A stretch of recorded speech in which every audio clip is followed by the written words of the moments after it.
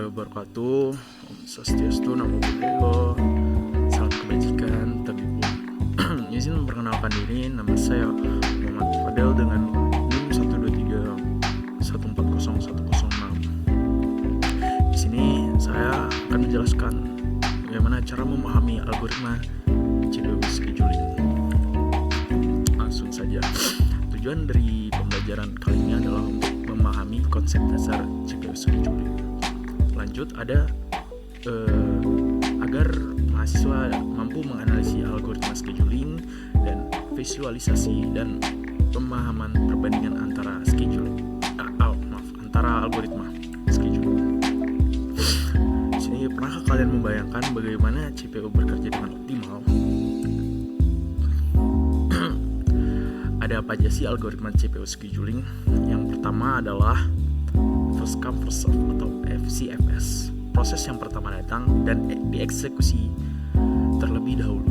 Selanjutnya ada SJV, shortest job first. Pilihan proses dengan burst time yang terkecil. Burst time terkecil terlebih dahulu yang dapat meningkatkan efisiensi waktu eksekusi. Selanjutnya ada round robin. Proses dieksekusi dalam waktu kuantum tertentu, memberikan giliran kepada proses secara adil. Yang terakhir adalah priority scheduling. Proses dengan prioritas tertinggi atau nilai prioritas terkecil dieksekusi pertama. Di sini ada data untuk simulasi. Ada proses P1 hingga P5. P1 dengan arrival time-nya 0, burst time-nya 10, prioritasnya 3. Selanjutnya ada proses 2 dengan arrival time-nya 2, burst time-nya 5, prioritasnya 1. Kemudian ada P3 dengan arrival time-nya 4, burst time-nya 8, dan prioritasnya 4. Selanjutnya ada P4 dengan arrival time-nya 6, burst time-nya 3, prioritasnya 2. Dan terakhir ada P5 dengan arrival time-nya 8, burst time-nya 6, dan prioritasnya 5. Di sini saya hanya menjelaskan 2 saja untuk algoritma CPU scheduling. Oke, yang pertama adalah FCFS, first come first serve. Dapat dilihat ini adalah tabel yang sudah diberikan. Selanjutnya dengan konsep first come first serve yang dimana berurutan dari program 1 dilanjut dengan program kedua, program ketiga, program keempat, dan terakhir adalah program kelima, dimana ini mengikuti proses dari P1 yang muncul, kemudian P2, P3, P4, dan terakhir P5. Lanjut pada detik pertama P1 dimulai dari 0 selesai di detik 10. Bisa dilihat dari sini burst time-nya adalah 10. Dilanjut P2 membutuhkan waktu burst time-nya adalah 5, maka 10 ditambah 5 adalah 15. Ya, karena pada proses 2 ini burst time, waktu yang dibutuhkan P2 ini adalah 5 detik. Selanjutnya ada P3 dengan waktu yang dibutuhkan adalah 8 detik, maka 15 ditambah 8 adalah 23. Selanjutnya ada P4 dengan burst time 3. Simpel saja seperti tadi, waktu 23 tersebut ditambahkan dengan waktu pada proses 4 ketiga, maka 26. Dan terakhir adalah P5 dengan membutuhkan waktu burst time 6 sama seperti tadi, maka 26 ditambah 6 adalah 32. Untuk waiting time pada proses P1 ini tidak membutuhkan waiting time atau waktu menunggu, dia langsung muncul pada detik 0, maka 0. Dilanjut pada P2 P2 ini proses 2 muncul pada detik 2, dieksekusi di detik 10, maka 10 dikurang 2 adalah 8. Begitu juga dengan P3 muncul di detik 4, dieksekusi di detik 15, maka 15 dikurang 4 adalah 11. P4 muncul di detik 6, dieksekusi di 23, maka 17. Yang terakhir adalah P5 muncul di detik 8, dieksekusi di detik 26, maka 18. Untuk turnaround time, waktu selesai dari pemrograman P1 selesai di detik 10, arrival time-nya 0, maka 10. P2 muncul di detik 2, selesainya di detik 15, maka 15 dikurang 2 adalah 13. Begitu juga dengan P3, P4, dan P5.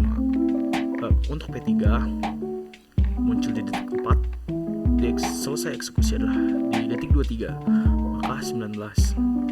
P4 muncul di detik 6, selesai eksekusi di detik 26, maka 20. Terakhir adalah program 5, muncul di detik 8, dieksekusi di detik 32, selesai di detik 32, yang berarti 32 dikurang 8 adalah 24.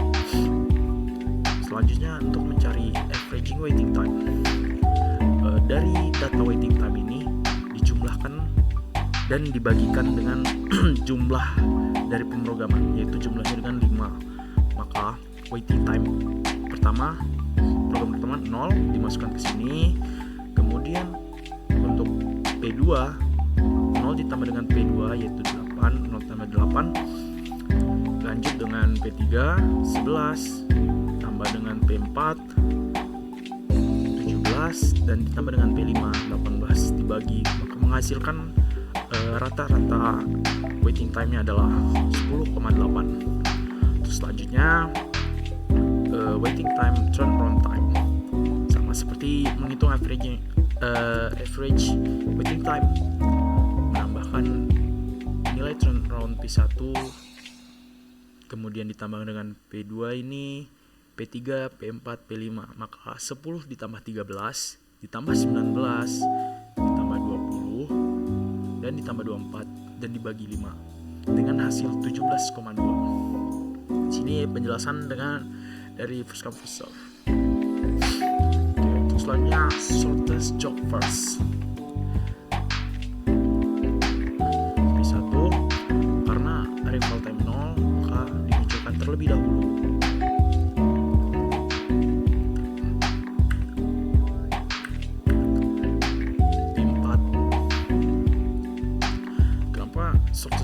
Ini membutuhkan waktu di mana burst time yang paling terkecil. Kenapa P1 terlebih dahulu walaupun burst time-nya 10? Karena P1 muncul pada 0, dia program yang pertama muncul. Kemudian dilanjut dengan P4 karena burst time terkecil adalah P4, bisa dilihat dari sini adalah 3 ya. P1 0, kemudian selesai di 10, dilanjut dari 14 ke P4, membutuhkan waktu 3 detik, berarti 10 tambah 13, 10 tambah 3 menjadi 13. Dilanjut dengan P2 yang dimana yang sedikit lebih besar daripada 3 adalah 5.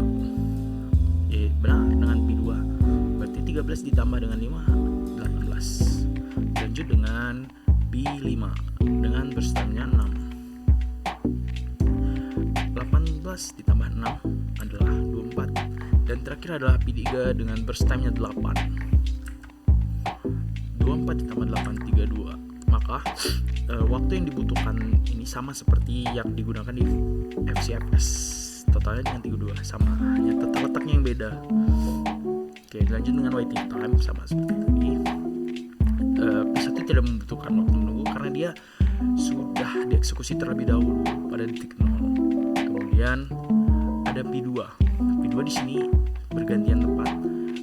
Dia muncul di detik 2, dieksekusi di detik 13, maka 13 dikurang 2 adalah 11. Selanjutnya ada P3. P3 muncul di detik 4, dieksekusi di 24, maka 24 kurang 4 adalah 20. Untuk P4 sendiri muncul di detik 6, dieksekusi di detik 10, maka 10 dikurang 6 adalah 4. Dan terakhir adalah P5, muncul di detik 8, dieksekusi di detik 18, maka 18 kurang 8 adalah 10. Selanjutnya ada turnaround time. Kenapa 10? Sama seperti FCFS tadi, selesai dieksekusi di detik 10, maka program 1 selesainya di detik 10, maka turnaround time tidak dikurangi karena dia muncul di detik 0, langsung muncul ketika pemrograman sudah berjalan. Selanjutnya ada P2. P2 selesai di 18, muncul di detik 2, maka 18 dikurang 2 adalah 16. P3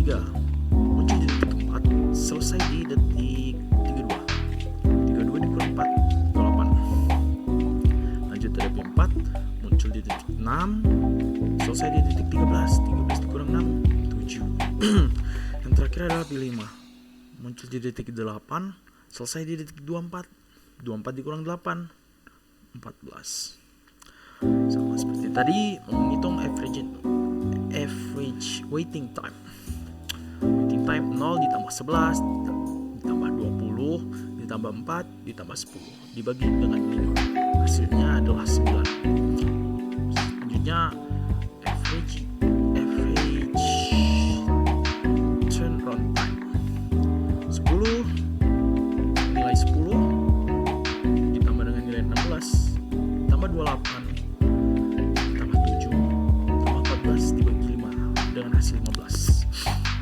Nah, pada perbandingan ini adalah pada first come first serve memiliki waiting time-nya adalah 10,8, pada shortest job first yang non primitive adalah 9. Untuk averaging ini turnaround time 17,2, sedangkan SGF non prim adalah 15. Untuk respon time duanya sama karena bersifat non primitif, nilainya sama dengan waiting time. First come first serve termasuk memiliki respon time sama dengan waiting time, yaitu 10,8. Kemudian juga di SGV juga dengan memiliki sama 9. Maka kesimpulan yang bisa kita dapatkan adalah SGV non primitif lebih efisien dalam hal waktu tunggu dan waktu putus rata-rata dibandingkan dengan first come first serve. Algoritma ini lebih cocok untuk sistem di mana waktu respon yang lebih rendah dan efisien waktu sangat dibutuhkan pada